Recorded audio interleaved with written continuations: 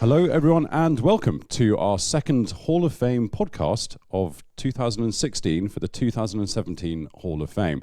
And today, as you will already know, we're going to be focusing on sports cars. And we have the 2016 winner and Hall of Fame inductee with us, Derek Bell. Thank you so much for having us down to this lovely spot of England that seems to be the only sunny spot in England, full stop, today. Yes, it'll probably be raining before you leave, but anyway, I'm glad you're here. Yeah, we have the little microclimate, and it is quite amazing. When that guy arrived just now, he said, yeah, you just have this climate right here, and he drove off back up to Staines, knowing that and obviously he's used to coming into this microclimate in his truck. So today, our main task today is to come up with a set of 12 names for the public to vote on in the sports car category for next year's Hall of Fame. So we'll come on to that in a bit, and there are some rules and regulations which I think we sort of understand. Just about. So we'll come on to that in a bit. What I wanted to do is take some readers' questions, because we've had loads of readers' questions, ranging from how you get your hair to look so cool to various more motorsports-related topics. I will probably go with the latter today. First of all, who knew that not only were you a racing driver, but also a barista? We've all been having your delicious coffee this morning. So thank you. Yeah, thank you very much for that. I'm going to come straight in with a reader's question from John Bishop, actually, which is talking about your old teammates. And how much time have we got? There's so many of them. Thank goodness. But he wants to know which one made the biggest impact on you during your career. It's really, really difficult, but I would have to say Jackie Ickx, simply because he was really the first sports. I mean, Joe Siffert was there in the beginning and Pedro, but bless them, they weren't around long. But Jackie was sort of part of my first Le Mans win, and then thereafter he was part of my second Le Mans win and my third Le Mans win, and so therefore he did have an impact, and I think he had a tremendous impact on my sort of mentality about racing. I mean, I wasn't a wild, stupid guy, but I think having him around me, people respected him so much within the teams. I mean, wherever we walked, it was Jackie Ickx. And I knew with Jackie that I was going to get a bloody good car. It seemed that if I wasn't with Jackie, and Gary might remember some of this, I sort of would go, it ain't going to work because I'm not with Jackie. And it often didn't work. I didn't really do that well if I wasn't with him. Now you're going to say, well, because he was so much better than you. But I think in the end, or during that period, I became equally as good as him over an hour or even quickest lap times. And, I beat him quite well on a few occasions over the years. So I think he brought me up to his level, in a mental level and also a driving capability level. And also I didn't crash it because he never really crashed. And I, therefore, I went through most of my career without crashing either. So he had a great sort of impact on me, I thought. He had an amazing aura, or he has got an amazing aura about him. Did he have that at the time? It was a totally different aura. It was very, I would have to say, and I'm sure he's not listening, but he had quite a selfish aura. He was introverted aura. He didn't talk to many people unless he had to. He didn't suffer fools. Well, there's nothing wrong in that. So it was a miracle he ever got on with me, really. Excuse me. But the thing was, he came from, I think, a modestly wealthy family, lawyers, his father and his brother. And of course, he started, if you're doing, trials and stuff when you're 16, somebody paid for it. So, I didn't sit in a car till I was 23. And I think in his case, somebody helped him on the way. Don't get me wrong, it might well have been him, but I don't think he was earning money at 16 or whatever age it was. And so consequently, he sort of came from a different background to me, I think. Now, I've never really inquired about that. Mm-hmm.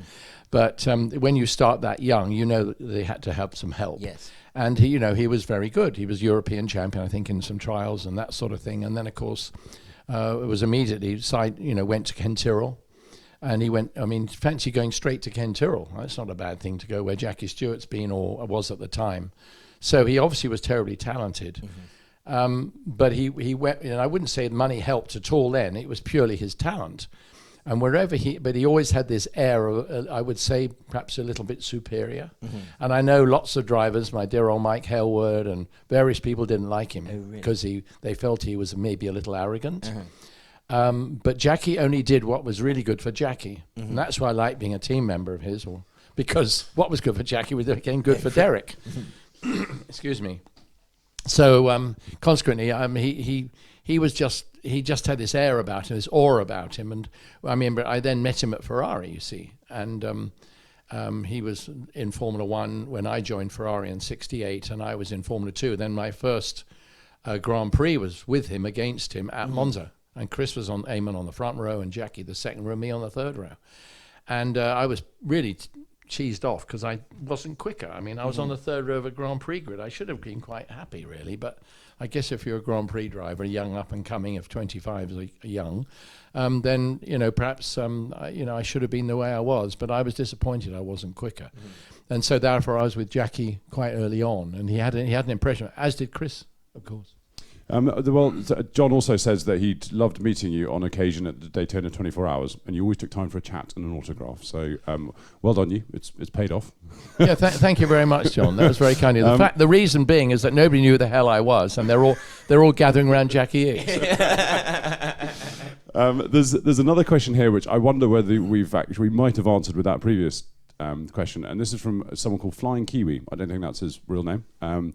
If so, he's got some bold parents. So if you had to step out of the driver's seat and into the passenger seat, who would you have driving you, which car and which circuit? I'm not at all keen on any of that. I did wonder. It's a typical racing driver. My mind runs back to Spa, on the old track, and if I went as a passenger with anybody, not too keen. I have to say that it did actually happen.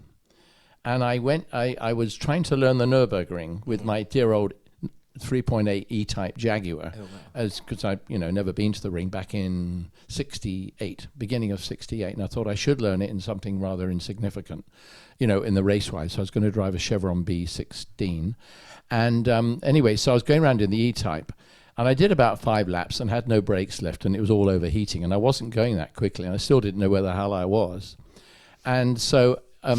One of the French drivers, Patrick Depailler, came up to me, who really only knew me through Formula 3. And he said to me, "Hey, Derek, why don't I take you around? I've done a couple of 84-hour races here." And I suppose if it's going around any track, Nürburgring is probably the one that, you're going to suffer the most. Was that really Depailler? Yes. You think? Oh, right, yes. Okay. Well, do you think I was bloody lying again? No, I just thought you've been around motor racing too long. You don't believe anybody, do you? different eras, I was thinking. No, wait, one. There's only about a year, That's a year, not an era. It's just years spelt the other way around. Right. Anyway, I love Gary. He's great, isn't he? Okay, he only appears when you don't want him. Anyway, and so he said, "Come on, jump in my little Renault Alpine." And of course he had done, those little things are about 2'6" high, total height, and he wasn't terribly tall. So I squeezed myself in, and off we went round the ring. And I have to say, I did learn it remarkably quickly, and then. So is that because you were so desperate not to do another lap with him that you had to learn it quickly? No, and actually, yes. Funny enough, if somebody takes you around Silverstone fast, it's pretty frightening. But to be taken around the Nürburgring, it's absolutely educational and amazing. And the thing about the ring is that once you realise that the bloke isn't about to crash, he's not really trying to overshow himself. That you're very happy to sit there because you're taking it in. Round Silverstone, I know what the limits are, and if I see this bloke coming in, everything locked up, facing the wrong way, I know we're in a spot of bother. Yes, yeah. So honestly, Patrick was probably the best example of anybody learning a track. Was he smoking whilst driving? No, he had both hands on the wheel. Believe me, believe me, and he didn't have it turned the other way in his mouth when he went round a corner. We mentioned this earlier before we went on air, as it were. This is from Doug Greenwood, and he's wondering whether you would rather one more lap at Le Mans in '83 to try and catch Holbert, or one more lap of fuel in '88 when Ludwig ran dry. Well, in reality, the second, but the first one, if I had another one lap, we would have won it because they weren't going to go another lap. Their engine so was we were gone, due to win. So another couple hundred yards would have done actually. But I think the race in '88, did we say? Yes. In the '88 race. Yeah. I call it the Ludwig race. I can't think why. But, and that we could have done just with another lap in that. because I thought when you deserve to win, well, I think we deserved to win in '83 too, but I think when you deserve to win like the way we'd, driven so hard and led the race, only to find that one of our teammates tried to do an extra lap to prove he was a better German than the others. A bit tough. But I still really get on well with Klaus, and he really knows that he screwed up. And I remember during the race they said, "Hey, Ludwig gets in again," and we said, Stucki and I say, "He ain't getting in again. No, we leave him out until we were both very upset." Blimey. We've got a lot of questions here from someone called Racing Red, and they're all, and the title of them is Memories from Maranello. So I'm no guessing man, but I would say he's a Ferrari fan. I was just wondering about that. Yeah. So what you would love to know is actually what it was like to get the call from Maranello and what it was like meeting Enzo for the first time, because it must have been quite a surreal experience, I would have thought. I've written a very good book, I think. Is it available at all good bookstores? It is still available, yeah. They certainly have run out. And get out there, because Redmond's isn't nearly as good as mine. No, actually, Brian's book is fantastic, and John Fitzpatrick's coming out any day now as well. So. I think it's out, actually. Yeah, it's out this... It's reviewed in this month's Motorsport magazine. Yeah, it is. I should have known that. It is actually, you should actually. But no, it is. Both of them are good books. But sorry, Maranello. How did it come about? Well, can you imagine? I just got up into Formula 2 and I'd done a couple of races, and the tragedy of Jimmy Clark dying in my second race, which was at Hockenheim, and he was my hero utterly, as far as the longevity and what he had done and who he was and what an amazing person. And there he was, not surviving Hockenheim. And after that, I didn't know really whether I was going to carry on racing in so many ways. But it's funny, for some reason, you just carry on, because that's all you set your mind at doing, was becoming a racing driver. And I got a call. I think the first call came from Ferrari, actually from Keith Ballisat at Shell, to be honest, is how it happened. And of course, Shell sponsored Ferrari.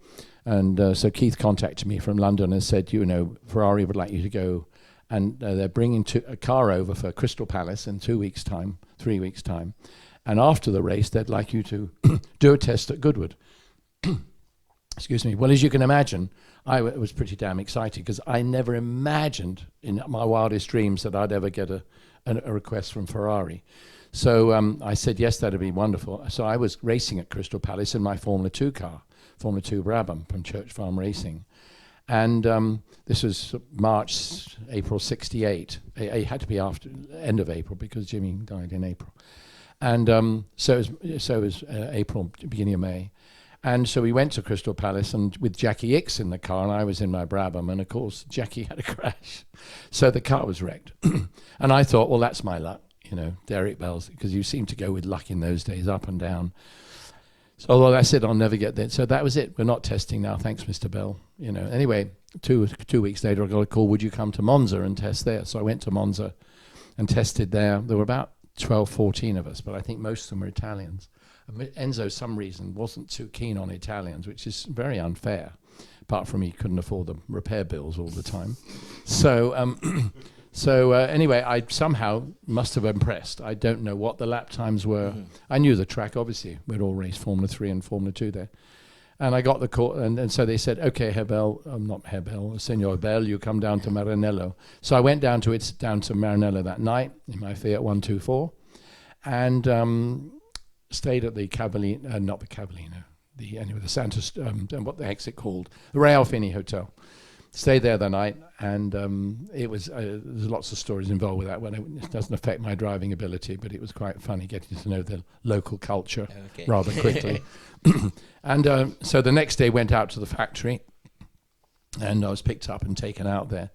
And of course, I walked around the factory. There was nobody working. I was there with one of the secretaries, a male secretary, walking around, nobody working. And he said, I looked at him, he could say, well, there's no people anyway, not in the race shop. He said, it's a national holiday today. I thought, that's unusual on a Wednesday. So, but I learnt over my next 2 years that in fact national holiday meant they were on strike. Oh, really? Yeah, right. And A shopper, it's one of the few Shopper. Italian words I can still remember off the top of my I head. didn't want to say that. There was I so didn't realise many you of were- them. I didn't realise you were so educated, actually. So, I'm definitely not. so that was it. So then, anyway, I was walking around the factory, seen everything. It was astonishing, long story, obviously. And then, sort of around the corner, came this gentleman with a smaller chap beside him. The gentleman with his sort of white raincoat over his shoulders and his tinted glasses and that incredibly smooth hair. And this chap with me, he said, "Oh, here comes old Commendatore now. Here's the one on the left," as if there was any doubt which one was Enzo. And we talked, and it was most amazing. It was a sight which nobody's ever had. And as I often say, poor old Michael Schumacher, might have made millions and everything, but he never saw Enzo Ferrari. And I saw him literally walking down between the cars, reds and yellows, up on the assembly line, walking towards me. The picture that would have been the front of a magazine, it was absolutely incredible. And that was my first impression of Enzo. So then we went to the Cavallino and had lunch. And he mainly wanted to talk about Jochen Rindt. He obviously had a buzz, well, he should do, because he and I in Formula 2, and Jochen and I were finishing first and second quite a lot in those early races. And so, anyway, he was just very interested in the whole thing and what I thought my future was. But he was really caught up in Jochen Rindt. I thought, well, what the hell's he brought me here for? He could have phoned me for that.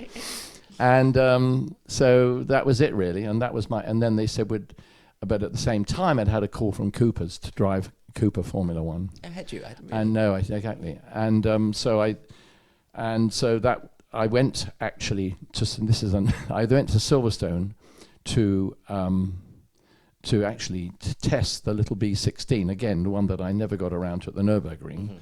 And lo and behold, Colin Chapman's there, and he's there with the STP Lotus turbine, and Graham's going around, and he looks up to me on the balcony, and he goes, "You're going well this year." And I look around thinking, who the hell's he talking about? And I went, "Oh, thank you very much, Mr. Chapman." I thought, God has spoken. So 5 minutes later, he says, "Come down here." So I went down. And he said, "You drive an automatic." And he sent me out in his Jag to do 5 minutes run. I said, "I can drive an automatic now. I can drive anything with 800 horsepower." Wouldn't have been a great advert for you if you Yeah. said, "Actually, I'm totally out of my depth with an That's right. automatic." 800 horsepower. I'd never driven anything more than 200 at this point. And there I getting a bloody 800 horsepower turbine round Silverstone. So anyway, I was literally sitting in the car in my overalls, ready to go out to test. And they said, "We can't let you out because we can't hear where Graham is because they don't make a noise." And all you hear was the pads hitting the discs. So, and then I sat there for 10 minutes thinking, my goodness me, this is all in my bit with Ferrari. Yeah. And I'm going, oh my goodness. And anyway, next thing is they can't say, "Sorry, Graham's car's transmission's broken. He's going to take this." So I got out and that was it. So you were sat in it, I helmet was on, sitting ready there, to go. absolutely. I have a photograph somewhere, but I haven't come across it. But I know there is one because I remember seeing it. It looked bloody boring, me sitting there, just sitting in the paddock with my helmet on, looking, crumbs, what am I going to go and do now? And so that was that. And at the same time, of course, I went straight almost to the test at Monza. And then from there, I had to come back to Silverstone to test for Cooper. And they wanted me to drive that big Cooper Maserati. And eventually I wouldn't. So I went backwards and forwards 2 or 3 times. Ferrari were offering me Formula 2 with a view to Formula 1. And of course, Cooper offered me Formula 1. And this is the car you'll have next year, Mr. Bell. And I'm going, "Well, you mean it's take that long to build it?" And then we talked about a contract, and I thought I'd pick up, maybe 50,000 quid or something. I mean, surely they'd pay you something. All these Formula 1 drivers got money. And we actually got down to the fact of a nominal fee of £5. Is that right? Yes, that was my offer from Cooper's. So that was it. Nothing's changed. No. So now and then. So that was it anyway. Apologies, but it wasn't John Cooper that said that. It was his sidekick. So that was the end of that. So I actually decided Ferrari had to be. It always needed to be Ferrari. So I went to Ferrari. But again, it's a long, long story, but I won't go on. We got no time left for that. No. Well, there's a sort of follow-up question from Racing Red. He wants to know the good and bad points of racing for Ferrari, and I think we've covered some of the good points certainly in terms of this. What's the most famous team in the world, isn't it? But it wasn't the easiest of teams to race for, I think, because of politics and various other bits and pieces. Yeah, I think as far as I was concerned, I was very obviously number 3 in the team. And Enzo was trying me. I don't know whether he knew Jackie Ickx was leaving. I'm sure he didn't in June. I don't know what he had in mind because he was bringing in the new flat 12 the following year, and of course, being a bit of an ignorant idiot, I didn't know what was happening next year. But I know he was just trying to find out how well I went, just generally speaking, with a view to the future.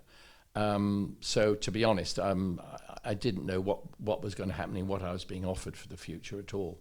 So there were no promises.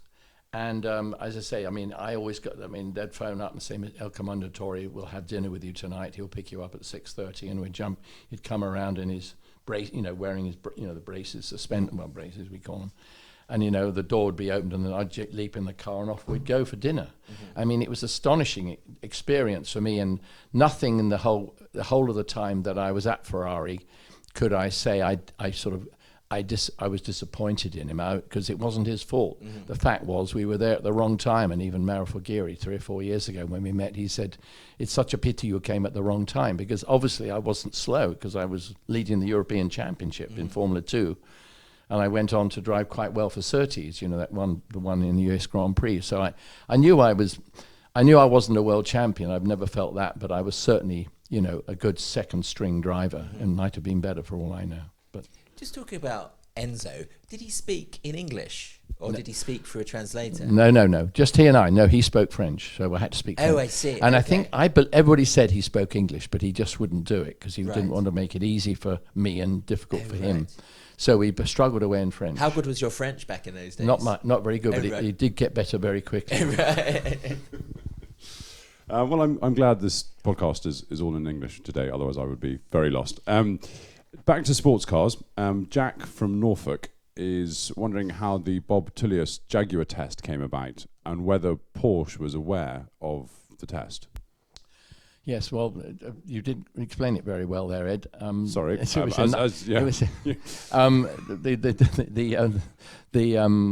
blame that on Jack actually, because I just read out his question. Sorry, I'm sorry. Of course you did. Not me. Yeah, I know. You came a long way to ask me these questions. You should get them right. But anyway, the Tullius car was raced in America to slightly different rules and regulations and I was racing there in the 962s. So in the Löwenbräu Porsche, and we were doing well. Holbert and I were, winning most of the races, I have to say. The Tullius car was always around, but I would say only probably beat us once. And but it wasn't a bad car, and it was very sweet, and it was the V12, I think I'm right in saying, normally aspirated, so therefore quite an easy car to drive in many ways. And they decided that Ickx and I were driving the 960, I think it was Jackie still, driving the 962 at Silverstone and the 1,000 kilometers. And we won the race on the Sunday. But prior to that, I had a call from Jaguar from Jim Randall, that's right. And he phoned me and said, would there be a possibility, we're bringing the car over to evaluate it, would you be prepared to drive it? So I asked Porsche, and he said, fine. I mean, what the only benefit would be to Porsche if the new manufacturer came in. Yeah, that's right. So I stayed on after the 1,000 Ks, and the next morning went and drove the car. And actually, it went extremely well. I mean, it was actually on ITN News that night. I mean, it was quite a big deal. Jaguar was coming back to racing in Britain, Le Mans, all that sort of thing. And so I did quite a lot of laps. We didn't change the car much, and I can't remember exactly who was there to run it, but obviously there were one or two of Tullius guys. And I never knew the purpose of it. I didn't know the Walkinshaw thing was round the corner. And but it just wasn't as good as the 962. It just, remember, in America, we weren't allowed as much ground effect, and the cars ran a bit higher. So therefore, all in all, it certainly didn't have the grip around the corners that we had. It wasn't, that I recollect, that much slower. I mean, remember, we'd been doing a lot of laps over the weekend. And I think I gave it a fair run, but I was still, I would say, a second and a half to 2 seconds slower, which you might say, blimey, anybody could pick that up. They probably could if they'd lowered it. But I don't know what their ultimate plan was. Obviously, I would suggest Walkinshaw, nobody from his team were there, and I knew nothing about that they were headed that way. Right, I'm going to be very precise with my questions from now on, Derek. Having been pulled up on them. This one's from Jamie Smith, and I think there's always interest around Steve McQueen, but he wants to know what he was really like. Obviously, you got to know him well on the set of Le Mans, and how you rated his driving skills, because there's two camps out there. There's one camp who thinks that he was totally overrated. The Mario Andretti camp. The Mario Andretti camp, let's call it. And then there's another camp who think that he was actually really very good behind the wheel. What are your memories of him and his driving skills? You've got to realise that when you're on a film, a movie as they call it, you always drive a little bit under the maximum because you're not actually lapping the whole track. So you've got to get going very quickly, go through. I mean, we're using a third or a quarter of the track at a time, and we weren't hanging about. And also, you get very bored if you don't go fast. You really want to drive. I mean, and I insisted after, having seen the Grand Prix film where everything was sort of Formula Fords with, or should I say, looking like Grand Prix cars in a Formula Ford or Formula 3 chassis, Formula Junior chassis. I always felt that you can't just make cars look faster. We had to drive at the speeds. Mm-hmm. And they were the real speed. So certainly we drove. But remember, I mean, it was basically I'd only done 2 sports car races. We'd done Spa and Le Mans. And there I was driving in the Le Mans movie. So I wasn't the best one to judge anybody. But all I will tell you, I was driving with Joe Siffert a lot on the film, more than anybody else. And Joe was in the 917, Steve was in a 917, and I was in a 512 Ferrari, as I had raced. And so consequently, to my answer to that is that Steve to me was very, very good. Whether he would have made a great racing driver, I have no idea. But then at 45, he ain't going to start becoming a great racing driver. Give him a break, All the other Mario camp, if you're talking about, which I'd never heard all that. But I mean, they started when they were in diapers. And so they had to become good. It's very difficult to become that good at 45. McQueen drove your Brabham, didn't he? Yes. You took it on the way somewhere. You took it at Le Mans. Yeah, he drove it on Bugatti. Mm-hmm. Yes, he did, and only because I knew he was good enough to drive it. And I mean, he didn't spin it or anything. I mean, I don't think I ever saw him spin. Oh, right. Now that's bloody good in a 917, and then to drive my little F2 round, he went round. He very gingerly went round 5 laps. Remember, he'd never sat in a single seater to my knowledge. He was very sensible. And considering his sort of wild exterior, the character he appeared to have with bikes and driving in Bullet and that sort of thing. But he had his head screwed on correctly, and I thought he was very good. I didn't have a problem with him, getting in amongst us. And I mean, that one occasion when I was in front and he was behind me, in fact, invariably he was, and then Joe behind him, and we came through the White House. And, we've been through 5 times. Okay, take 6, and we came up through the White House. And I thought, and I just didn't lift off as much, and I didn't brake as much.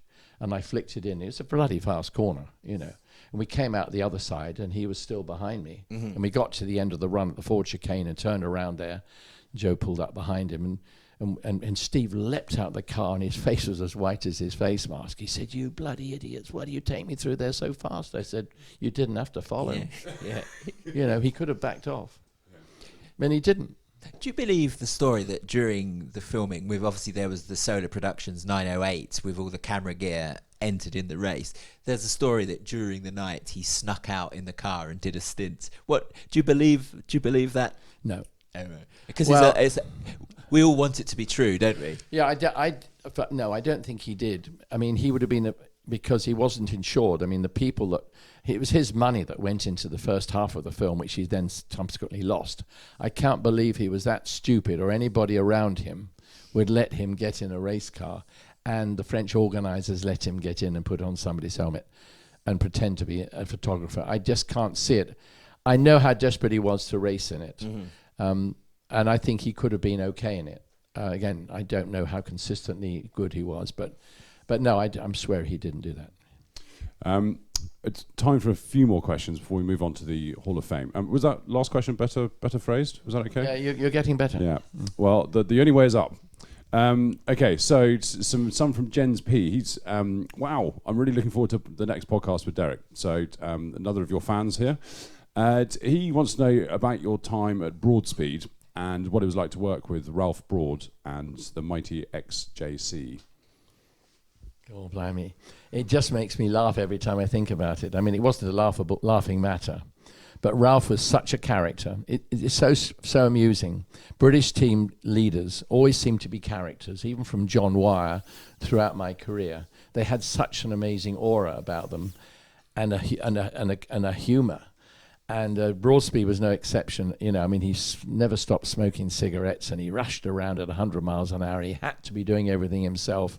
And we knew he was on lots of pills because he had some illness, which I think was taking lots of pills, but whatever it was. But he was such a character. Obviously, the car, you know, we all said he over-engineered the car, but we're not engineers, we're drivers, so I'll shut up at that point. But there was so much trick stuff on it, even to the degree, you know, we didn't, you know, everybody said, but you had power steering. Yeah, we had a power steering pump, but it was pumping oil around the engine because we needed a dry sump, and you weren't allowed a dry sump. So, you know, you could hardly turn the bloody steering wheel, but by God, we had good lubrication, you know. But it was, but there was just things that he just did some wonder. I mean, he was bloody clever. And I can see, really, that's where Tom Walkinshaw learnt a lot of his tricks, I think, was from Ralph Broad, because, you know, Ralph was brilliant. You know, you could write a book about his stuff, and we never got the car quite in time. And so they put us in the Dolomite sprints in a couple of races. But the classic one was really the head of marketing for British Leyland, 3 weeks before the first race at Salzburg, said, "Ladies and gentlemen, we're in a big hotel in London. This is the car we're going to win." And Salzburg in 3 weeks, and the 4 drivers went, "We haven't driven it yet." And seriously, 4 weeks before the race, or 3 weeks. So we never, obviously, we drove our Dolomite sprints 3 weeks later. And there was a bit of lack of communication between Ralph Broad and the hierarchy. But he was very clever. You know, there's lots of stuff on the car. And I mean, logically, there's lots of stuff, but there's lots of things that went wrong. But it was like, I really learnt about development, you know. I mean, the first thing was the fact you couldn't get the engine to run very well. And when it did run, you got the lubrication right. It meant that then you could do more laps. And then you found that the transmission had a problem. And when you got that right, you found, well, we can even do 6 laps now without a problem. And then the wheels would fall off. Do you know what I mean? And I remember one overtaking me coming down the Lavant Straight, and I went, this is not good, because that must be my wheel, because I'm the only one on the track right now. You know? And he went bounding by me, trying to balance it, going to Wicked on 3. And in fact, they took it like a day to find it. It bounced over somewhere over into Mithril Racing, as is today. But we had a lot of laughs, and I can't use half Ralph's language. It was just hilarious. The things he used to say were just. Is it true that the engine took 6 hours to change on that car? That's sort of a story I've heard. Oh, I'm sure it did. Well, it weighed about a lot. Well, I'm told the car weighed 2 tons. Oh, it was very heavy. It was very difficult to stop. But my God, it was quick sometimes. I can tell you the story of it's only really the best race it did, best result it had. We knew we would never win a race against BMWs. It's so obvious. The car was very heavy, as you say, and the light, nimble BMW. So we were going to the Nürburgring, and Andy Rouse was my teammate, and I think it was Tim Schenkin and John Fitzpatrick and the other one. I remember saying to Andy, I said, "Look, Andy, we're not going to win here. So let's not go to win. Let's go to finish. Because round the Nürburgring, the 160, this car ain't going to land off every jump and keep together if we go flat out." So he said, "Okay." So we did run second. We still didn't hang about, but we would let the BMW go as Quester or somebody's flying off into the lead. So anyway, at the end of the race, lo and behold, who comes second? We do. We thought, well, that was actually pretty good. And up comes Eddie Goober, who used to write for Power Slide. So he comes up in the paddock walking, and we're walking across to the winner's rostrum for our second place. And so Eddie says to me, "That was very good, Derek. Very good drive. Excellent drive from you two guys." I said, "Eddie, but we're only second." He said, "Oh, don't worry, second's good." I said, "Yeah, but we've got to win. We've got to win, Eddie, somewhere." He said, "Look," he said, "we were second once, and look where we are now." Anyway. So they were second twice, actually. Yeah. So anyway, yeah. Anyway, it was the one race we were going to win. Famous last words would have been the Tourist Trophy at the end of that year, and we were leading. I don't know by much, but we were leading pleasantly, no problems. And it wasn't long from the end, and Andy had a bit of a moment going round Abbey Curve, and then that was it. We didn't. Not a technical fault. Well, unless he had some wheels fall off, but he didn't. But he didn't blame it on anything. He just said, "I think I screwed up." Right, I think we've got time for one more question before we move on to Hall of Fame and selecting a new list of nominees. I'll take one from Matt.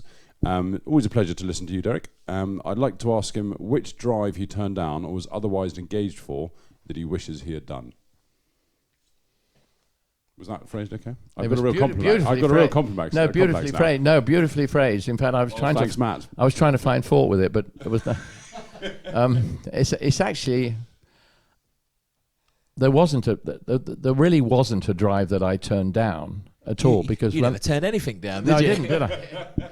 But I must admit, when I had Ferrari, Cooper, and even Lotus at that point, and then of course at the same time, John Wyer wanted me to drive the GT40 at Le Mans when it was in September, and I had the test drive, and I would have driven the 68. I would have driven with Pedro, who went on to win, which could have been my first win, but Ferrari wouldn't accept me leaving the team just to go to race for Ford. I can't think why. So anyway.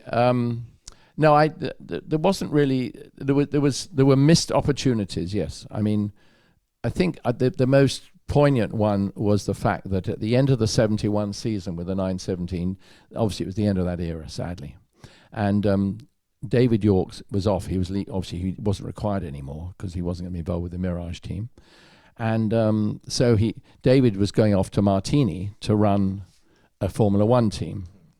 And Martini, as you know, sponsored Porsche 917, so we all knew each other. And David said, if I come to run a team for you, Derek Bell will be driving for me, which was really good because he obviously had a bit of confidence in me. So that was going to be the deal. And actually, he went along during that autumn of whenever it was, during that autumn, yes, right. And he went to Brabham and had a very good relationship with them, and we were going to run two cars. It was going to be me and Carlos Reutemann in a Brabham team, obviously with, I guess, Cosworth engines. And of course, at the same time, Techno came along out of the blue and said, come on, we're going to run a car with a flat 12 engine in it. Can't imagine where that's going to come from. And but we've been great in Formula 3 and great in karting and great in Formula 2, and I couldn't disagree with it. And David York said they've come along and they've talked to the Martini brothers, who are Italian, the Count Rossi, and what more would an Italian want than another Italian car to beat Ferrari, which they convinced it would do. And I'm going, oh yeah, I haven't been around long, but I know that doesn't happen. So that was it, and we were all set up, and eventually they said, well, okay, it depends on the test. Of course, the test was months late. By then, the Brabham thing had gone out the door.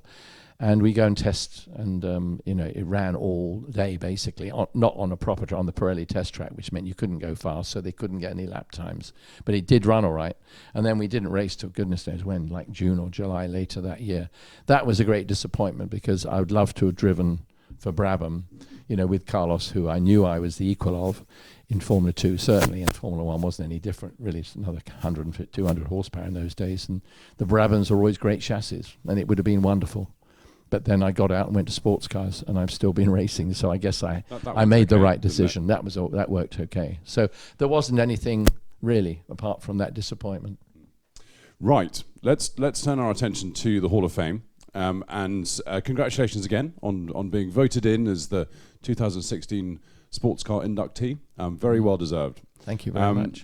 So last year we had a list of 12 names that the public voted on, and the one with the most votes went in. What we want to do is try and give the public a fresh set of names, but there are 3 names who came very close to Derek in terms of votes. Not that close, I'm No. It was They a were couple of close, laps actually. behind, if I'm honest. Yeah. Yeah. And those were Redmond, Rodriguez, and Alford. So I propose that they should go back in to be voted on again. They're all worthy candidates, I would say. Disagree, Derek? There's a raised eyebrow there. No, I totally agree. I mean, I think of poor old Vic. He doesn't get recognised very much. Do you think he's a great, sort of an underrated an underrated sports car driver? He is, but he retired. And yes. If he hadn't retired, he would have been great. But he sort of went bang, bang, did a bit of this, did a bit of Formula 1, did the wonderful rallying, won the Monte Carlo Grand Prix, Monte Carlo Rally, rather, and then won Daytona, both of those in the same year for Porsche. It's absolutely amazing what he did. But then he went and decided he wanted to run his own team. So he sort of shot himself in the foot. Mm-hmm. I think in terms of, he was amazingly fast. Mm-hmm. He was a real competitor. Uh-huh. I mean, I only knew him very briefly, obviously, but it was brief, was in 71. And the one person we had to beat every time was Alford, or Alford's car. He was outstandingly quick. He had a lot of experience with the 917, because I think, he was there the and whole he time. told me this, that he is the only guy to drive every iteration of the car. Well, he could be, yes. I wouldn't dispute that. He was very close to Porsche. He spoke fluent German. Oh, did he? Yeah, Really? well, he does now anyway. I guess he did then. And they obviously loved him because, he got in there very close to them with the rally projects. And because of the rallying, obviously, you spend a lot of time with all these people, whereas as a race driver, you sort of go for the weekend and come away. Nowadays, you sort of might live near the team, but in those days, you just went off, did the race, and came back and did another one somewhere else. I think he is an amazing talent. Having said that, Redmond had a much better sports car career. Yeah. Forget they both did a bit of Formula One, I think, in the same diabolical car, actually, but... Well, of course, they both drove Coopers. Yes, did I say that? Yes. You said that, didn't you? Pardon? You shouldn't have said that, actually. Right. Anyway, because I didn't say that. Of course, Redmond had his big shunt at Spa. And Rodriguez drove that car too, you realise. I wonder whether we're going to have our first pixelated bit on the video, so Yes. that no one knows who's talking. That's right. Yeah. Anyway, I mean, how would you rate Redmond? Because he was a guy who almost didn't pursue the F1 well, he had a bloody career. great crash. That was Yes. the problem. But Brian, I mean, I haven't totally read his book. I read a lot of it, and it's very, very good. I shouldn't be saying this about him, but he is a great guy. But he sort of seemed to bail out all the time, and so he went off and lived in South Africa, for various reasons. Did he? During that period? I can't remember just when he went, because one of the reasons I got the drive at Ferrari. But then that doesn't totally make sense, is the fact he left the team. But I don't think I don't know. He was at Ferrari before me, and then I went there after him. Mm-hmm. At the same time, but he was driving, he drove the 312 2 years later, so he can't have gone far away. No, quite. But he did have an accident, didn't he? We had several big accidents. Several big accidents. And Obviously then he had the those- Targa Florio and the Porsche. Yes. So that was the worst. Yeah, so he had a pretty awful career at that point. And then, of course, he sort of left it and then came back to it. Mm-hmm. And I don't think you can do that. I think you've got to keep going, and you've got a head of speed. You should keep going for it. But I thought he was amazingly talented. And when I drove against him in America, and he was the king of Formula 5000. Yes. And in fact, I replaced him a couple of times in America when he was doing other stuff. Mm-hmm. And, he was always with the best teams. He was a great talent. Mm-hmm. But we're talking as a sports car driver. We're not talking about what he was like in single-seaters. I mean, without a doubt, if we're talking about a Hall of Fame with just the talent of being a racing driver, Brian would have to be outstanding in that. Oh, really? Do you think he was a real natural? Oh, he was. Oh, yeah. I mean, what he did, he just took off to America. So that must have been 73. Off he goes to America because he realizes sports car racing's changed here. Mm-hmm. Whereas I was only beginning in sports cars, so I could afford to take the sit back and just to be a test driver with John Wyer, for example, and drive other things. No, I think he was at that era, he was certain, in my opinion, the greatest all-rounder. Oh, really? Oh, yeah. Okay. Gary, what are your thoughts on Rodriguez? Well, he's a guy, a worthy candidate for absolutely. There's a mystique around him that for someone of my age who never saw him race, I don't really understand. So, everyone talks about the BOAC 1000 at Brands Hatch and the amazing drive. Yeah. I mean, what was he like to drive against, and what was he like as a man? Well, I obviously I didn't know I was going to go to sports cars, and I certainly didn't watch the race because I was at Hockenheim. Yes. Anyway, I wasn't there. Mm-hmm. So I didn't get to know him till I joined John Wyer in 71.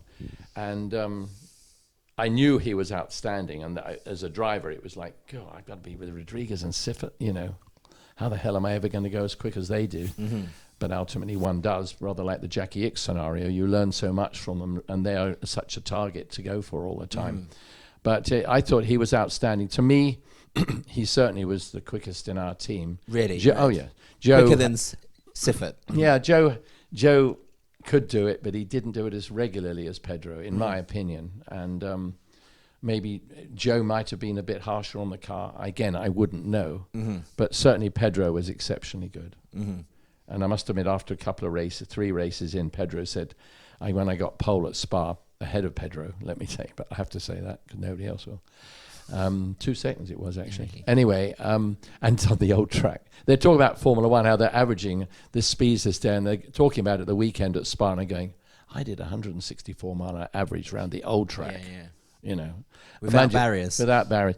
But of course, if they went round there now, the bloody cars would take off the road. But they would go 200 miles an hour average. So I'm not saying, but I mean, that was quite special for us a lot in those days. But, and afterwards, Pedro said to me, "I think it's time you drive with me, Derek." Oh, really? Yes. It was quite funny as he ate on another one of his hot peppers.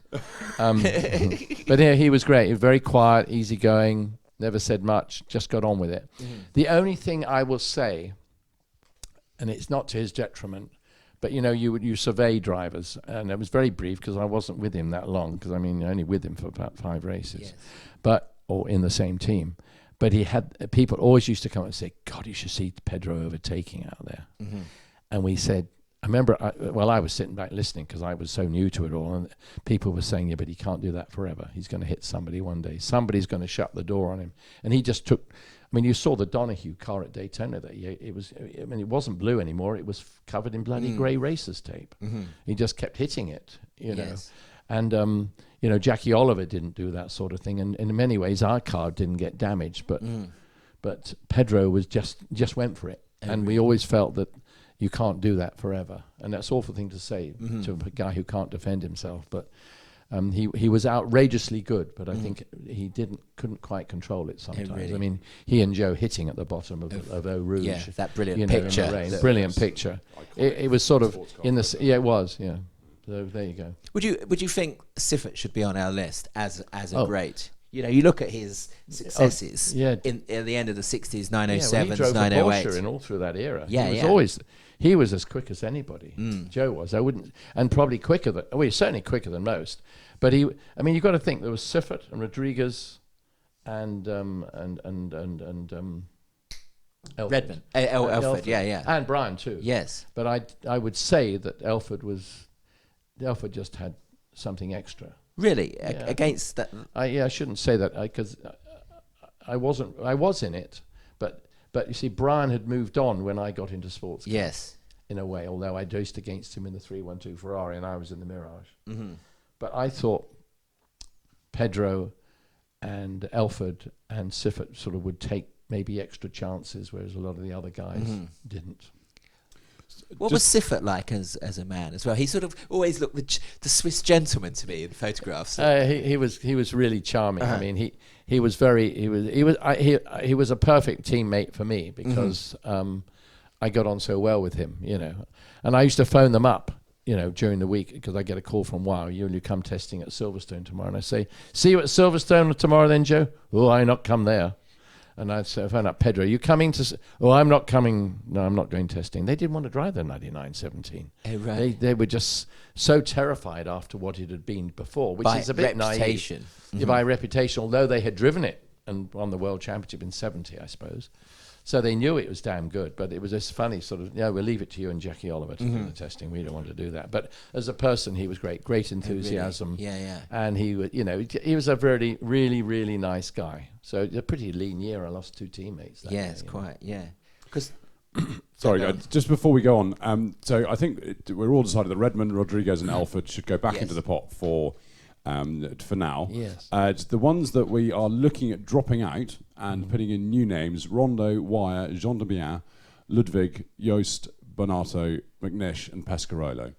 Well, I want to suggest Wyer, because I want to hear Derek tell us some stories about John Wyer, because again, I'm too young to remember. I never met John Wyer. I know, I am too young. So I just, what was he like to work with? And why was he so good? Well, I think his experience again, and had this dry sense of humour and this sort of, Frank Gardner used to call him Death Ray. Did he? Right. Because he used to walk around sort of stooping, he never looked very well. He was always very pallid. Really? Oh, terribly pallid. Didn't say anything to anybody, walked with his eyes stooped. I remember walking through the Gulf factory at Woking one day in the 917, it must have been after the Gulf. And I was walking through sort of in jeans and a fancy shirt sort of thing. And he was walking down the other side of the cars. And I went, I didn't quite say, "Good morning, John." I looked across and he went, "Good morning, Belle. A riot of colour again, I see." He was definitely old No, he was old school. It was just like being at bloody school. Right. And that's why that's why I loved it, because, I mean, it gave me a great, and remember, you know, I was with him with all the guys we've just mentioned, really, and they'd all been through it as well. And he was a headmaster, and you just, you know, you had to be, not a good time to talk to him today, you know, best thing's to leave him out of it.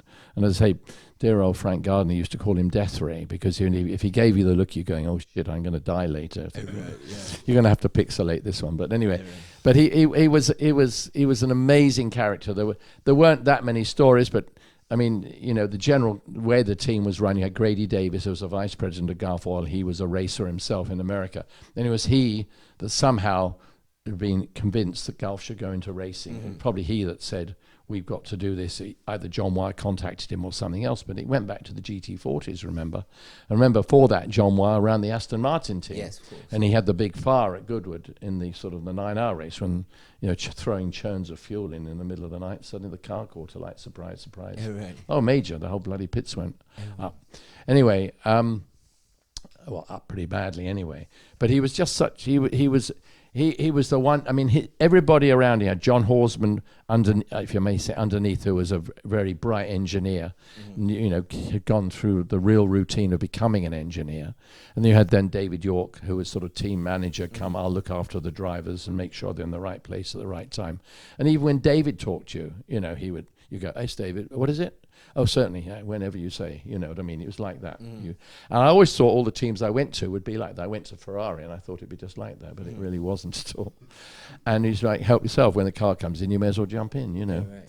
And but with JW, it was very, very, sort of very serious, very correct. And I mean, their records that they kept were unbelievable. I remember we were testing the Mirage in like 73 or something at Sebring. Bloody thing was awful. I mean, it just was awful. Things just falling. I just wouldn't go anywhere at all fast. I remember they'd all sit around and, how are we going to sort this out, you know, on their third martini. And old Wyer would say, Arnold Stafford used to look after that sort of. He said, Arnold, he said, contact Woking back at the factory. He said, and he said, go to the records of when we ran the GT40 here in '68. And so, you know, Arnold would go, what Stafford, and come back with something that they had done when we had a similar handling thing, and say, okay, there we are, we'll try that on our Mirage, and it would work. But those sort of, he had the records were always, I mean, everything was done longhand, and then when you saw them, like 2 weeks later, it was all, you know, done out by typing. I mean, most places I went, it was done on the back of a cigarette. Yeah, right. You know. He gave me that amazing sort of guidance, which I say Jackie did, Chris Amon did in many ways, to sort of how you, and I'm totally disorganized myself, so it did help a lot, but they were just so methodical. So I think we're all agreed that Wyer should go back into the pot. Yeah. Okay. Well, so I think we should throw in some new names, because we obviously would like the public to vote on new. Whilst we're on people. Sort of you know, engineers, people on that side of the pit wall, Norbert Singer, you know, who is a legend, isn't he? You know, a man who, you know, was instrumental in, I think we can say he played a part in all of Porsche's first 16 Le Mans wins, not obviously in the last two, but yeah, he played a part in all of them. And of course, yeah, he was there as a sort of guiding light when you went in, you know, when your career kick-started again in the 80s. Yeah. No, he was there obviously with the 917. Do you remember him back from those days as well? Yeah. I mean, I remember vividly. He was in charge of the 917 test we did in the April at really? At Le Mans, when, you know, I went up, we were walking across the paddock after practice at Le Mans test weekend, and he says, so what revs are you pulling on the straight? So I said 8,100, and he said, that is good, because at 8.2 she blows up. And he went, okay. I got the message now. Whereas with Ferrari, it's like take it till you get valve bounce and then shit. Oh, right, okay. And then come back from there. That's right. And so then he got his slide rule out, because we didn't have anything more handy than slide rules then. So he gets it out and he starts to laugh. We're still walking across. I've been driving this thing up and down over 200 miles an hour all bloody day like this. And so Jackie Oliver. So, and Jackie wasn't with me at this point, so walking across. So he starts to laugh. I said, what are you laughing about? He said, I just calculated your top speed. So I said, well, what is it? He said, I think you better you don't know. So we keep walking, And he says, I said, look, Siffert, me and Jackie and Rodriguez have got to drive these cars for 24 hours. I mean, it's nice to know how fast you're going. And he said, allowing for tyre growth, that's 396 kilometres an hour, which is 246. Blimey. And taking the kink flat. Wow. It's amazing in a car which didn't have ground effect. Yeah. I mean, it wouldn't have got that fast with ground effect. That's why we only did 230 odd in the 962s, you see. What was the 956, the 962? They were just amazing cars, obviously very important in your career. Why were they such good cars? Were they just engineered so well? Yeah. I mean, yes. I mean, it was because it was a Porsche. I honestly have to say it's, you know, and there's nobody that's done so much for endurance racing as Porsche in the last 40 years or something, 30 years. What they have done with what they came in with, and even the Ickx factor of insisting on having a 917 and putting them into the big time. And then, you know, sort of suddenly they're 935s, and then they saw the rules changing, and Norbert probably was something to do with the rule changes. And suddenly they're coming up with this monocoque. And I remember when I actually got the opportunity to, Ickx and I had won in the 936 in 81, the Jules car. And then I get summoned back to the factory for the Christmas thing, and Helmut Bott says, we'd like to talk to you about next year. We're bringing in these Group C cars and the 956. We'd like you to be in one of the cars. I said, oh, fantastic, thank you very much. So I said, so I was looking a bit vacant. I said, what is a Group C car? So he said, we're building a monocoque chassis. We have never built a monocoque chassis. He said, we're also building a horizontally opposed engine. Well, we have that, but nobody has ever put a horizontally opposed engine into a monocoque chassis. And he said, we have got ground effect as well, and nobody's ever done all those together. And I thought, it looks a bit bleak, this, really. And so he looked at me and said, but we have never been wrong before. Right. So that sums up Porsche and how they go racing. And that was it. What was Singer like, sort of, because Singer, as well as sort of, he led the design of all the cars. Yes. You know, to call him the designer is not quite right, No. because he focused on the aero, Yes, very much. and sort of, you know, project managed, if you like. But he was very important at the racetrack as well. Did he basically engineer one of the cars at all the races? Always, yes, always did. Yeah. So whether that was you and Jackie or whoever later. No, that's right. No, he was totally in charge of really? that, and saw basically both of the cars. And he's a bloke that you could always, I mean, even after that was over, I would phone him up about something. He'd always tell me the honest truth, even those flat bottom cars that time. Yes. And I went and saw him. I said, Norbert, my car's shaking and shuddering. The and Kramer car. Kramer car's breaking all the mirrors off, going down Mulsanne Straight, and I can't go flat out. He said, how thick's the floor? I said, 12 millimeters. He said, you need 18. Oh, right. And that was for another team. Yeah. You know what I mean? But I was one of his drivers, and they always have a great loyalty. And even if I go to even some work they did on that little red Porsche 6 years ago, I went to pay for it. They said, no, you're part of our family. Is that right? Yeah. Really? Very nice. Yeah. So, and they've always been like that. Sorry, we could talk for hours. No, not at all. I'm wary of the fact that we have 6 names in the pot at the moment, and we need to find another 6. But definitely singers are very important. Okay, well, so Yes. singer, I'll put in that at the moment. We can always, if we end up with too many, we can drop a few out. should we stay on the Porsche theme as people who have been important in the history of Porsche motorsport, not just on the driving side? Al Holbert Jr. I mean, a guy you had a lot of success with, but his significance in Porsche's history in North America is not just about driving, is it? No, you're right. The only thing I will say is Al was there for such a brief time, sadly. You know, it's 5 years. I think the people we're talking, I mean, I'd be very happy for Al to be in it, because I think he was probably the best. He was the best all-round driver I ever worked with. Is that right? Oh yeah, because he ran the team, he designed his own, you know, sort of modifications for the car. He would build them, and the engines were done at Andile. He would team manage, and then he would drive the thing on race day and be very quick, as you know. as quick as I was, and never really put a foot wrong. Mm-hmm. So he was the best all-round person I ever worked really? with, and I don't think he ever gets enough accolades for what he did. Really? But it was such a short space of time. But no, not necessarily, because don't forget that as well as winning IMSA titles in the 80s, he won IMSA titles with Chevrolet Yes. in the 70s. Yes. So yeah, in terms of Porsche, obviously his sort of, his time was cut short, but he had a significant career before then, and he was not really so much within our remit, or maybe on the verges of it. He was a handy Can-Am driver in sort of. It was amazing. Mark II Can-Am and IndyCar. You Yeah. know what I mean? He was so versatile. He was absolutely amazing. So I don't. It's so. I mean, you've got a heck of a difficult task. You see, if you really go back, John Wyer did a hell of a lot because of, Aston Martin for the GT40, and then of course with the 917, and then the Mirage. I mean, he was out there for 10 or 12 years, wasn't he? Just going back to Holbert, just to throw in some stats. 49 IMSA wins during his career, which is the original IMSA. Yes. That's a record. Yeah, sure it is. So No, it's amazing. And take him as an all-rounder. I'm going to throw two names in who I think are both very worthy to be put into the pot.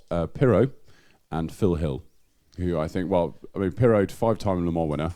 Anyone who can do that, Derek, has obviously done a reasonably good job. Bloody good, yeah. Bieler as well, given that they. So it's talking the 5 wins club. We should we throw Frank Bieler in there as well? Yes, yeah. Pirro and Bieler, and Phil Hill because he won Sebring lots. He won loads of sports car races, and he was just, I think, an extremely quick, safe driver. Would you agree with Pirro? You can't dispute it. I mean, all the people you're talking about are so good. I mean, what a group. Yeah. That's why you're doing what you're doing.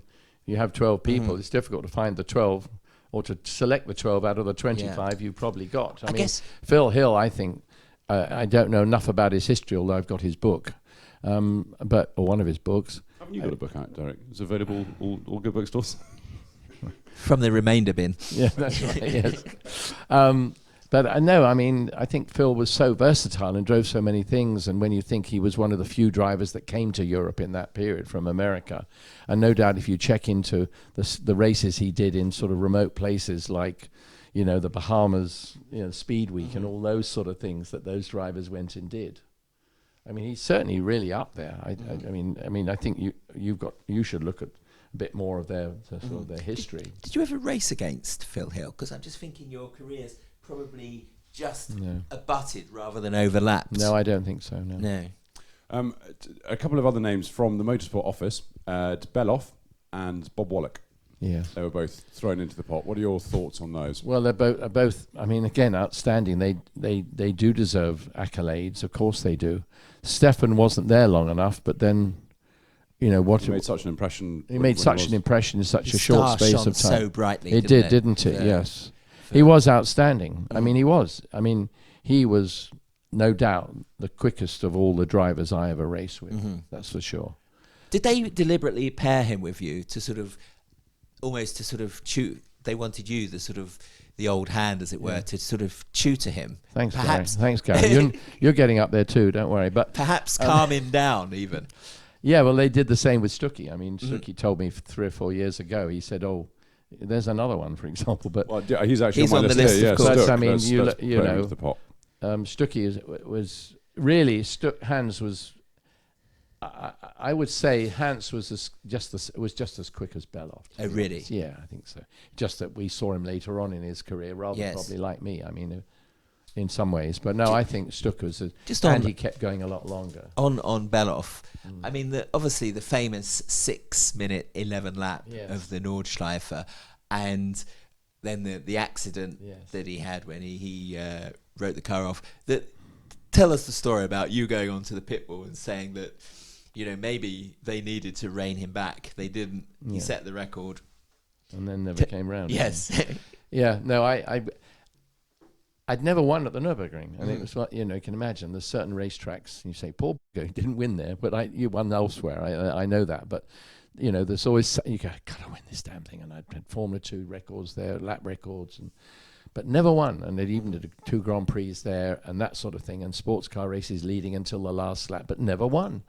And we were well in the lead, and I thought I'd kept my end up, I guess, because we hadn't lost the lead when I got in. And I still did some of my quickest laps, but they weren't quite as quick as his.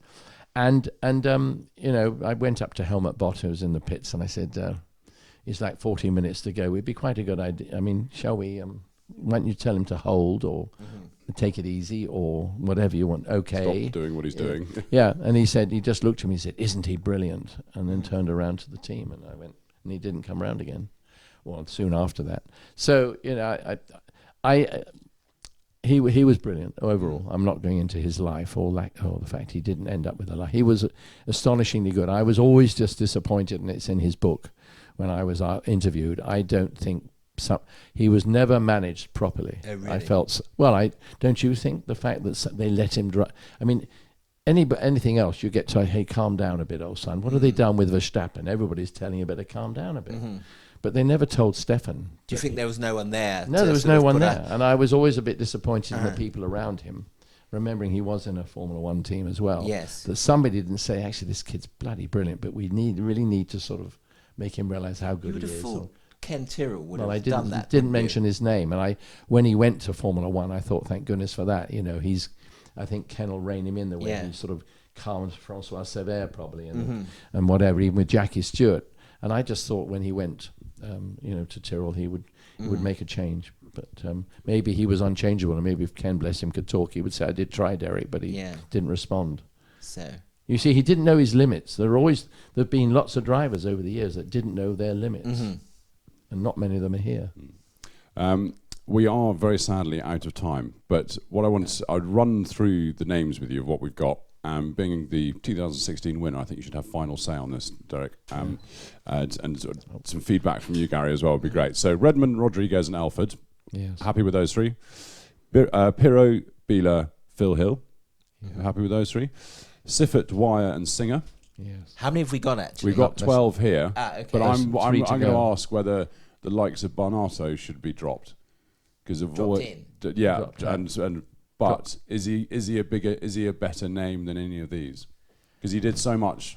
Well, obviously a man who has an unbeaten record at Le Mans, entered 3 times, wins 3 times. Important in the history of Bentley. Saved the company, owned it.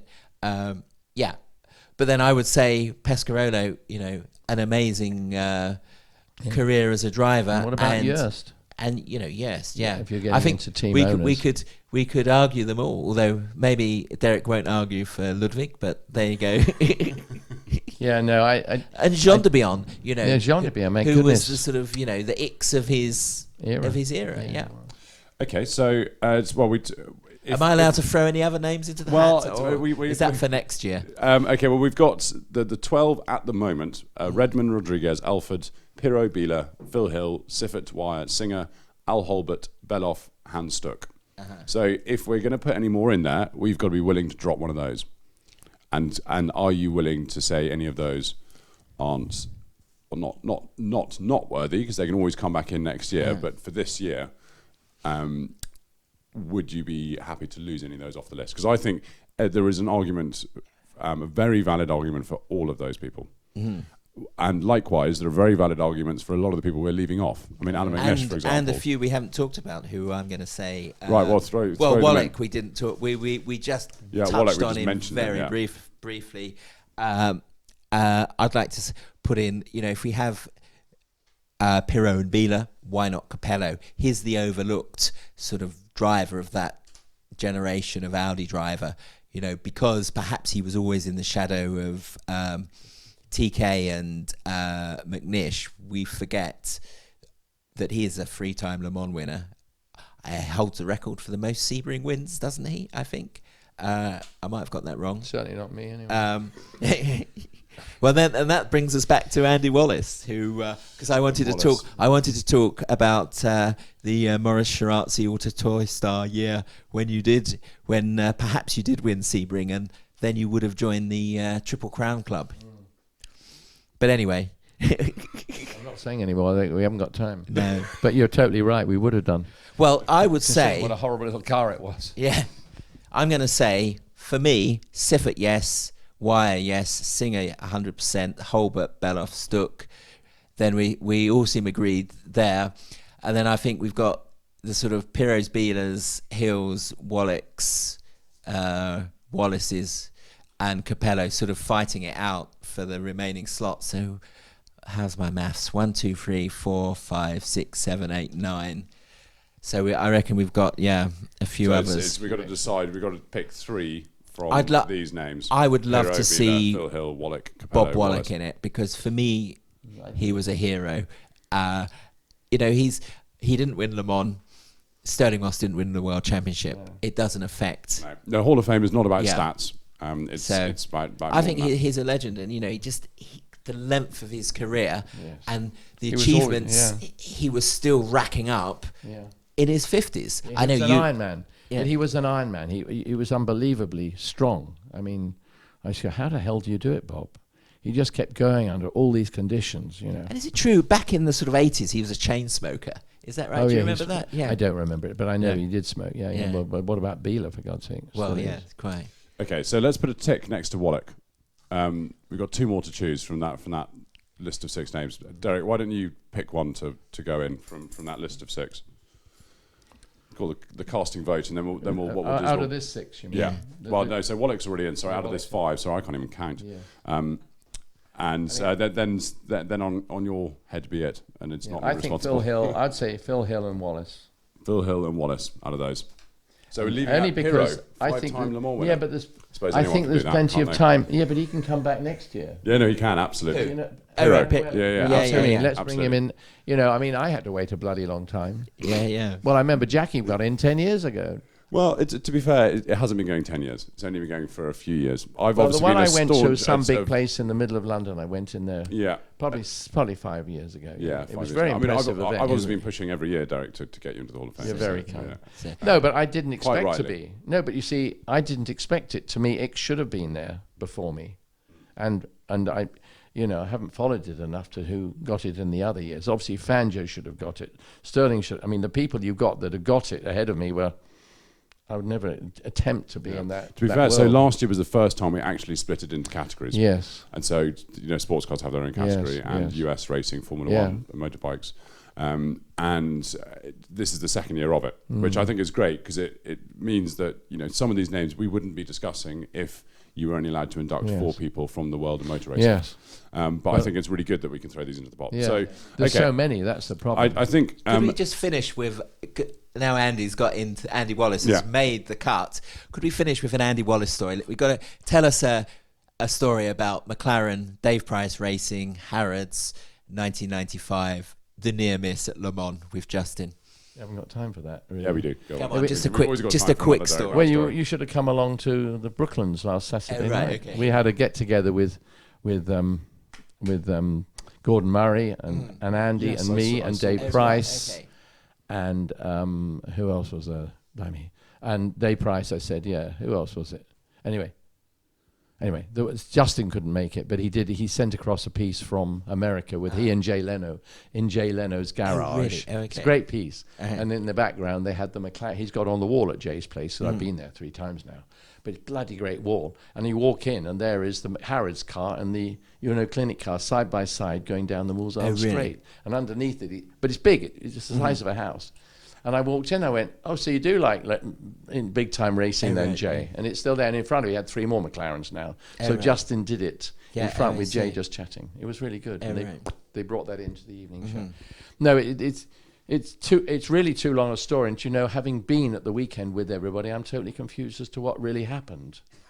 I know that we finished 3rd, but as to it was the clutch release bearing. Well, it was and it wasn't. It was I saw that we always learned, but there was more than that to it. Basically, what happened is what I understood from what took place, unbeknown to us, anybody that was there the other night, the McLaren did a test with the Uno Clinic car, a 24-hour test at Paul Ricard. Yeah, that wasn't secret. Well, none of the people said they knew about it. Right, I certainly didn't, but then I was driving everywhere else. But the McLaren, these guys, our team, didn't know about it. And so when they came, and I'm sure somebody did, but whatever, the suggestion was that the clutch release bearing that had been quitting in most of the short distance races, and hence we all thought we wouldn't finish doing more than 6 hours, it was recommended that they should use the standard. This is Gordon Murray speaking the other night. They recommended they should use the standard slave cylinder and clutch system that was on the road car, because that's what they'd learnt doing that. And somebody in our team supposedly said, no, don't believe in that. Nobody's tested that enough. We don't believe it. Right. So we didn't run it. And Gordon Murray said, asked the other, he said, without a doubt, you were going to win that race. That's not the story I've heard from within DPR, but no, well, that's right. I was with DPR, but you weren't with Gordon Murray the other night, who was the mastermind of the car. Yes, and he said he knew what took place, and he was most adamant that it was what I just told you. This doesn't quite correspond with what someone else has told me from within the guy who engineered the McLaren either. So I think sounds like another podcast. I think this is a podcast. The whole podcast. Yeah. If you got that lot in, you'd end up not talking. We all did go and have dinner afterwards. It he obviously wasn't. I mean, Gordon Murray is such an amazing man, but there was also other innuendo in there. The fact that there was a factory car in it, and they say there wasn't, and we all know it was. Yes. I don't say it was official factory, but the fact was that car had never appeared until that guy came in from Japan and said, "I've got the money. Let's run a car." The factory owned it. The factory put the team together. Factory employed the drivers. I make that a factory car, don't you? I'm not saying a word because I thought the same. Because the last time you did, Ron Dennis shouted at you. So there you go. Yeah. Gordon Murray always said that one of his great regrets is not driving that car on the roads to Le Mans and back again after the race. Yeah, he said that this week too. That was the dream, was to drive one of them on the road. Yes, and it was, because I've driven that. I've driven the Harrods car around France. Oh, really? Yeah, because it's. Dave Clark's got it on plates at the moment, hasn't he? Yes, oh yeah. No, he drives it, I think, quite a bit, really? Even at 25 million. But he, probably not in London, but, so I know he did a rally, a fabulous rally, British car rally from Louis Vuitton in London down to Paris, and one weekend, one spring or something. And Gordon was in his McLaren, and there were 3 or 4, and Nick Mason was in his, and various other cars, and I was in a Nick Mason's 3.8 Jag, and Dave said, you should drive the McLaren day. How many people have actually raced in Le Mans and then driven it through France? So I did, and it was just fantastic. Absolutely. Here's a story. Can I get one last story? Yeah, go on. People say about the top speed of the McLaren in 1995, but it wasn't the quickest the McLaren went around Le Mans that year, because the race car had a rear wing and a restrictor, so that actually made it slower in a straight line than a road car. JJ Leto drove to a restaurant in, I think, Ray Belm's road car, and apparently went faster than he did in the race car on the road. Wow. Yeah. Allegedly. I'd never heard that one either. Anyway. Derek, it's been an absolutely fantastic hour and 20 minutes, as it always is with you. So many stories, and I'm sorry we always seem to sort of scratch the surface, but I think we've got a few good ones in there. I hope you all enjoyed listening, and I'm very glad we have 12 names for the public to vote on. I'm sure, I know we will have missed people out, but there's always more years, and we will get them in then. Derek, thank you so much for having us in your beautiful house, and Gary, thank you so much for joining us and helping us out on the nominations. Thank you. We'll see you next month for another Hall of Fame podcast. Bye bye for now.